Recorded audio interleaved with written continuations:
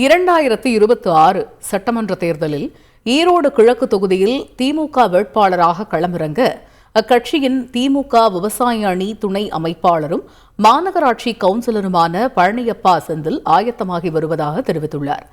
ஈரோடு கிழக்கு தொகுதி கடந்த 2021 சட்டமன்ற தேர்தலில் திமுக கூட்டணி சார்பில் காங்கிரஸ் கட்சிக்கு ஒதுக்கப்பட்டிருந்தது. அப்போது காங்கிரஸ் சார்பில் வேட்பாளராக காங்கிரஸ் கட்சியின் முன்னாள் மறைந்த தலைவர் EVKS இளங்கோவனின் மகன் திருமகன் ஈவேரா போட்டியிட்டு வெற்றி பெற்றார். இதனையடுத்து திடீர் மாரடைப்பு காரணமாக திருமகன் ஈவேரா உயிரிழந்தார். அதற்கு பிறகு 2023 நடைபெற்ற இடைத்தேர்தலில் மீண்டும் காங்கிரஸ் சார்பில் அவரது தந்தை EVKS இளங்கோவன் போட்டியிட்டு வென்றார். பின்னர் இளங்கோவனும் மறைந்த நிலையில் அதன் பிறகு நடைபெற்ற இடைத்தேர்தலில் திமுக சார்பில் VC சந்திரகுமார் போட்டியிட்டு வெற்றி பெற்றார். இந்த சூழலில் ஈரோடு மண்டலம் 2 36வது வார்டு கவுன்சிலர் திரு பழனியப்பா செந்தில்குமார் ஈரோடு கிழக்கு தொகுதியில் போட்டியிட வேட்புமனு தாக்கல் செய்துள்ளார். ஈரோடு கிழக்கு தொகுதியில் புதுமுகத்திற்கு திமுக வாய்ப்பு கொடுக்கும் பட்சத்தில் அந்த வாய்ப்பை பெற பழனியப்பா செந்தில் மும்முரம் காட்டி வருகிறார்.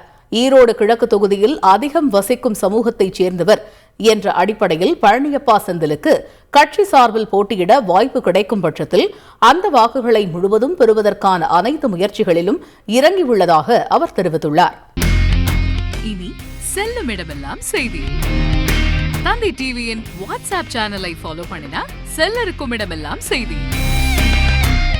இதோ QR கோட் இப்பவே ஸ்கேன் பண்ணுங்க, ஃபாலோ பண்ணுங்க.